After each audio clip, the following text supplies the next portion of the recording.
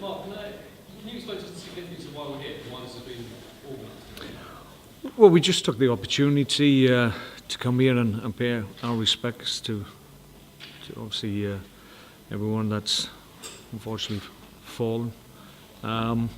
It's very close to us, given it's the weekend to remember the Christmas truce.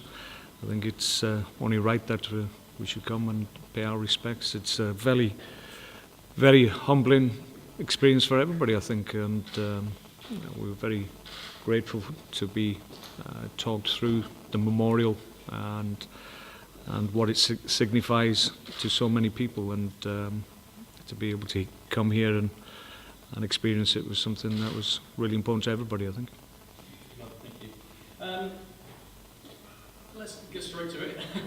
Your chairman's been found guilty and charged and fined, I should say, £5,000 today for bringing the game into disrepute, for criticising referees. What do you make of it, Mark? It's a tough one, isn't it? Well, yeah, I mean, I said at the outset that I was surprised initially that he was charged, but we've had the FA over, we've had the referees' body over as well, and we've talked through things with them, and I know for a fact that the chairman has never questioned the integrity of referees. That's never been his intention. I think he will always reserve the right to have an opinion, and rightly so. He's an owner of a Premier League club and he should have that right, but it just seems that the sensitivity to words, or maybe people's perceptions of what maybe is being said, people take exception to at FA level, and I just think it was something that could have been dealt with in a different way. It didn't need to get to this stage, but I suppose their argument is that they're trying to be consistent, and if they feel they need to be, then they'll be strong. But I think really when it gets to appeal stage, it's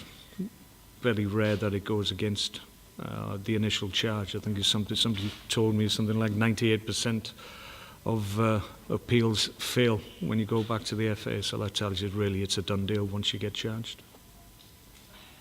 You've had your own feelings about referees this season, and you had your own feelings when Gary Monk called Victor Moses a cheat, and there was no sanction brought against him by the FA.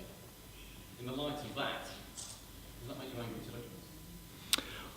Well, we had the FA disciplinary committee over, and they went through the explanation of why the conduct and the language used by one football person was different to the language that the chairman used. I think the argument wasn't that strong in my view that they placed before us, but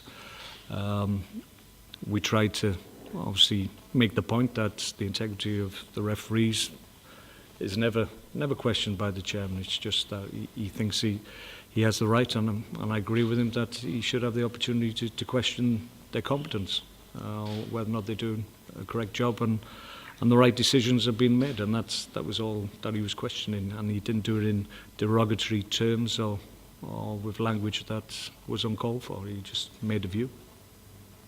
And you felt the referees got it wrong again at Old Trafford. You keep having these incidents that you're not happy with. Well, yeah, I mean, we were disappointed with the second goal. I said after the game that our view is that, and it's clearly shown on the replay, that the lad Rocco is in an offside position. He's clearly interfering with play, irrespective of whether he gets a touch on the ball or not. The fact that on the pictures after the goal is given, he's pointing to himself, claiming that the goal was his, which suggests that he did get a touch. Anyway, we asked the officials after the game what they felt of it, and our view was it was offside. They said, well, the lad didn't touch the ball. Well, irrespective of that, he was still 2 yards away from our keeper when the ball goes in the back of the net. So my view is that if you're on the field and play, then you're interfering anyway. So it's a frustration, because we did really well on the night. Played a good United team, a team that was probably in a confident frame of mind, which hasn't always been the case in recent weeks. But we went there, gave a good account of ourselves, had a setback of conceding the first goal, and then got back on level terms. So the second half was really key from our point of view, we were really encouraged by what we produced in the first half. But then, obviously, within 5-10 minutes of the second half, we've conceded the goal from the free kick. So it was always going to be difficult for us. But we kept going and showed real dedication, real character to keep going to the end. And in the end, 75,000 fans are screaming for the referee to blow the whistle because they sensed that we were very close to getting back on level terms. In fairness, if we're critical with ourselves, that's what we should have done. We should have converted the chances, and we certainly would have got at least a point out of it. But unfortunately, that's the way it seems to be going at the moment. But it's not through poor play or performance levels that are low. It's just circumstances, and we know if we continue to play as well as we are at the moment, then we'll be fine. Team news-wise, you've got some problems in the midfield, haven't you? I mean, you bring Steve Sidwell off, and we're here he's going to be out the best part of a month. And then Glenn Williams comes on, has to come off as well. So how's Glenn Williams? Is he going to be fit for the weekend? Glenn's progressing. It's not a pull. Initially, we thought he pulled his calf, but it's more a problem with the covering of the muscle itself, and that's inflamed. So we're hoping that's going to calm down and he'll be available, if not for this week, if we can settle it down, and we're confident that maybe if he has to miss one more game, then at least he's going to be right for the rest of the season. It's not an issue that's going to present itself again, but we'll have a better idea 48 hours from now, to be perfectly honest. That's a lot of time in football. Things can calm down very quickly, so we're hopeful on that. If he doesn't make it, you've got some issues and some problems in midfield. Well, yeah, I mean, Jeff Cameron came in and I thought did really well against Man United. Thought he knows the role. He's a reluctant fullback on occasions, but he's still very accomplished in that position as well. So, as a manager, I reserve the right to still play him there if I feel that's the right decision. But Jeff feels very confident in those central midfield areas and did okay on the night. So I was pleased with his performance. So, although we're losing players to injury, and it's probably the worst run that we've had since I've come to the club, and that's coincided with a bout of illness which hasn't helped our case. As a consequence of the strength that we've had this season, we've been able to cope up to a point, albeit the results don't reflect that, but performance levels do. John Walters obviously missed the game as well, and he's getting his knee checked out today, just by the surgeon that operated on his knee, I think, in the past. So we're just getting a reassurance for John more than anything else. But he's another that we're hopeful that we may have the option of at the weekend. But like I said, 48 hours time we'll know more on him as well. Arsenal, you've got a great record against Arsenal. It predates your time as well, but it's the last of this mini run of very tough games, Liverpool, Manchester United, Arsenal. But then come to the Britannia Stadium. It's quite a hostile, quite a special atmosphere when they come. Yeah, it seems to generate that atmosphere. Obviously, before my time, there seems to have been a little bit of comment around the game, possibly, and the atmosphere is quite special, and it takes a good team to come there and deal with it and just get on with their game. For the most part, Arsenal are an outstanding team, and you know that it's a difficult fixture in the calendar. But in recent times, we've done very well against them, and I think the help that we've had from our crowd has been a big part of that, and we'll need that encouragement again. They were great at Old Trafford right through to the end of the game. We constantly heard them cheering us on, and it's a huge part when you're trying to get positive results against the top teams in the Premier League. You need all the help you can get, and our crowd will be key at the weekend. Arsene Wenger has had some criticism again this season, about it from his own supporters, saying thanks for the memory of his time together.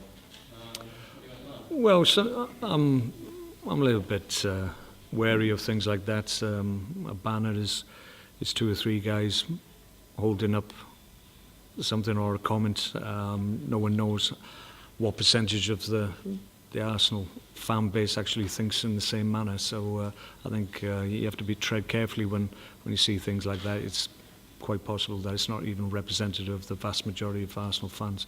I think they all respect, and rightly so, the quality of the job that he's done there. Consistently gets them in the Champions League. Won a trophy last year as well. So it's sometimes in football familiarity breeds a little bit of contempt. I think maybe there's a little bit of that going. People like change. People like to see different faces. Maybe people just want to change for change's sake. But you have to be careful sometimes what you wish for. Well, sort of touched on it there, but Arsenal have only won once in 8 visits to Stoke. You'll know from your playing career, sometimes you get those above the ground or just a ground team no, absolutely. doesn't like go to. Yeah, you'll always get that. For whatever reason, sometimes you can't put your finger on it. But those runs of results are always prevalent, and there's always one team that maybe as a player you didn't like personally, but as a collective, as your team, whoever you're playing with, for whatever reason, historically you had to struggle at certain grounds or against certain opponents, and that seems to be the case with Arsenal and Stoke. And you can't really put your finger on it, but I think over the years we've made it really difficult for Arsenal to play their game. I think we're a different team now from maybe early seasons in the Premier League that Stoke had, but certainly we can still compete and challenge and make it difficult for anybody. And I think having been up against Liverpool and Manchester United, going up against Arsenal won't hold any apprehension for us. We're playing well, although results don't bear it out. Confidence-wise, we're fine because our performances have been good and need to be good again against a very accomplished Arsenal side who've come into a little bit of form themselves as well. So we know it's difficult, but we'll make it difficult for Arsenal. I think they understand that, and they will have to be prepared for a very difficult game against us. I think obviously Sanchez has come in and made an impact. Danny Welbeck as well is getting regular games and showing his ability, and he's certainly had more of an opportunity there, and I think he's reaping the benefits of that. So they've got arguably more edge to their attacking play. They will always retain possession. They'll always have good movement, good rotation in midfield areas, but maybe that cutting edge wasn't as fine as it is at the moment. So arguably they've improved certainly from last year. On Sanchez, obviously his quality was there, but sometimes you're never sure how long it will take a player of any quality to adapt to the Premier League. How impressive is it how quickly he's done it? Yeah, he's an outstanding player. I mean, he's played at top clubs. He's a world star. He's known for his footballing ability on many continents, and he's an outstanding player. It's more difficult for creative players to come to the Premier League. I've always said that, and you do have to allow them a little bit more time than players that are coming into other positions on the field of play. But I think, given his quality, the fact that he's making an impression so early on just tells you what a good player he is.